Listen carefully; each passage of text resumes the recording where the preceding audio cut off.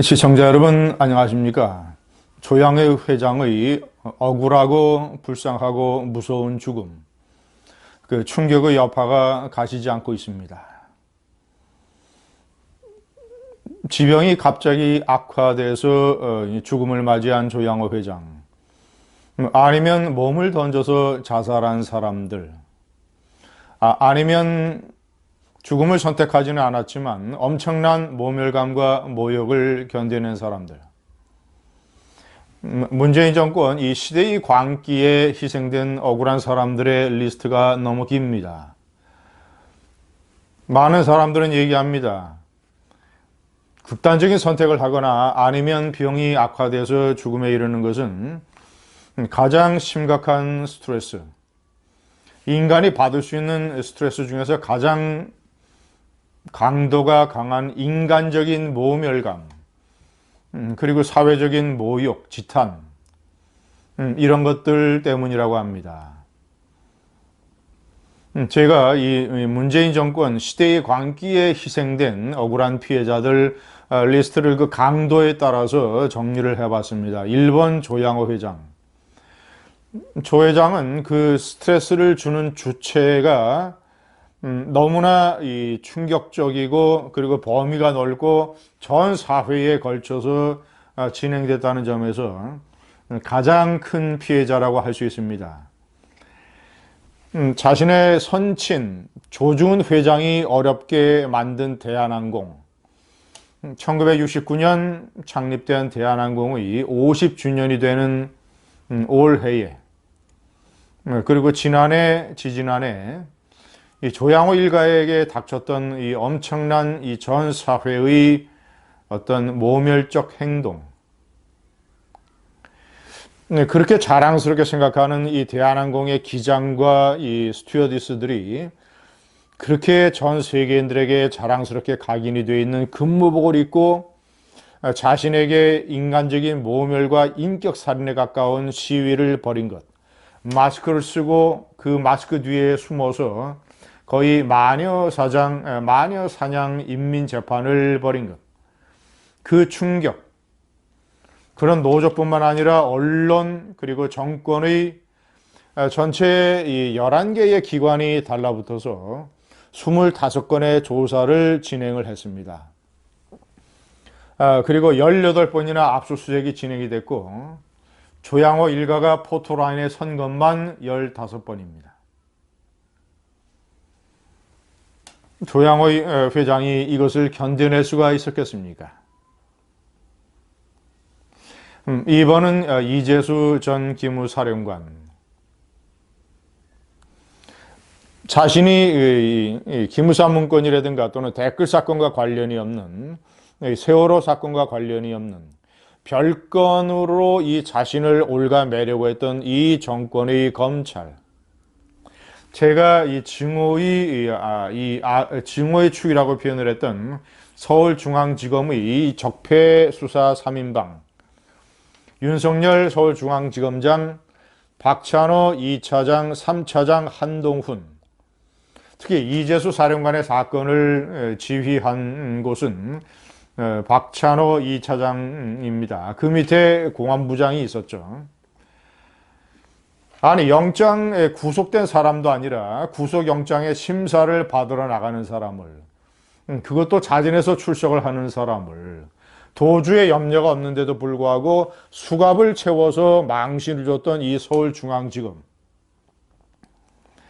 김경수 경남지사나 안희정 충남지사에게는 수갑을 채우지 않았던 검찰, 이 검찰이 일국의 기무사령관을 지낸 이 3스타 출신의 이 군인에게 수갑을 채워서 사진을 찍히게 하고 해서 망신을 줬습니다. 그 엄청난 모멸감, 그리고 별건 수사의 압력, 이런 것들이 이재수 사령관을 죽음으로 몰아갔던 것입니다. 3번 변창훈 검사. 변창훈 검사는 서울 국정원에 파견돼서 박근혜 정권 때 이른바 이 국정원 댓글 사건에 관한 어떤 이 국정원의 대책팀의 파견이 돼서 활동을 했던 인물입니다. 그래서 이 국정원 댓글 사건을 은폐한 것 아니냐, 은폐에 가담한 것 아니냐라는 혐의를 받고 조사를 받았는데, 변창호 검사는 이 투신 자살을 했습니다. 그런데 가장 심각하게 그가 느꼈던 스트레스는 두 가지라고 합니다. 검찰이 압수수색을 벌였는데 이 수사관들이 이 아파트에 들이닥쳐서는 그 압수수색의 순간에 자녀들이 이 집에 있었다고 합니다. 자녀들을 전부 방 안에 들어가라고 강압적으로 몰아넣고 압수수색을 진행을 했다고 합니다. 그리고 이 자신이 억울하다고 생각하는 인정할 수 없는 피의 사실을 검찰이 언론에 흘려댄 것. 아니, 검찰이 꼭 그런 식으로 압수수색을 진행을 해야 됩니까? 집안의 자녀들이 이 가장이 이 사법 처리된다라는 것, 검찰 수사를 받는다는 것만도 엄청난 충격을 받는 일인데, 수사관들이 들이닥쳐서 집안의 곳곳을 수색을 하는 장면을 자녀들이 그대로 목격하고 그 충격적인 소리를 다 들어야 되겠습니까? 아니, 그렇게밖에 진행을 할 수가 없는 것입니까? 왜 잘 협의를 해서 미리 변창훈 검사를 밖으로 불러내서 이렇게 압수수색이 진행될 터이니 자녀들을 미리 다른 곳으로 이렇게 대피시켜라. 압수수색의 이 장면이 보이지 않도록 이런 식으로 일을 진행할 수는 왜 없는 겁니까? 아니, 그때 변창훈 검사가 그 압수수색에 이 즈음을 해서 뭘 숨길 수 있겠습니까? 도망갈 수 있겠습니까? 수사관들과 같이 있는데 4번 이 2군 작전사령관을 지낸 이 작전사령관, 과거에는 2군 사령관이라고 불렸죠. 이 사성장군 출신 박찬주 대장, 공관병에 대해서 갑질을 했다라는 혐의로 구속이 돼서 완전히 파렴치범 취급을 받았습니다. 육군 대장을. 그가 얼마나 이 모멸감과 모욕을 느꼈겠습니까? 그런데 정작 나중에는 공관병 갑질 의혹에 관한 혐의는 전부 다 무혐의로 되고 엉뚱하게 이것도 이른바 이 박찬주 대장을 놓아줄 수는 없으니까 별건 수사로 오래된 지인에게 700여만 원의 향응과 대접을 받았다는 이유로 뇌물죄로 기소를 해서 나중에는 1심에서 징역 4개월과 집행유예 1년으로 풀려났습니다. 아니, 겨우 징역 4개월에 집행유예 1년의 선고를 받을 사건을 그냥 예편시키면 되는 것이지 저렇게 별건 수사로 해서 공관병 사건에 아무런 혐의가 드러나지 않으니까 저런 식으로 몰아붙여서 엄청난 인간적인 모욕과 극도의 스트레스를 줬습니다. 박찬주 대장이 나름대로 어떤 그 강인한 이 시련을 견뎌낼 수 있는 이런 의식과 정신력이 있었기 때문에 버텨냈지, 아니면 그도 이재수 사령관의 길을 갔을지 모릅니다. 5번째, 김기현 시장. 제가 동영상 칼럼에서 시청자 여러분께 자세하게 설명을 해드렸습니다만은, 아니, 제1기 시장을 잘 마무리하고 자유한국당의 공천을 받아서 제2기 시장으로 출마를 하려고 했던 김기현 시장. 공천이 확정이 되는 날 울산지방경찰청에서 압수수색을 실시해서 시장실에 4곳을 뒤졌습니다. 공천이 확정이 되는 날. 그런데 나중에 검찰의 자세한 수사 결과 전부 다 무혐의로 밝혀졌습니다.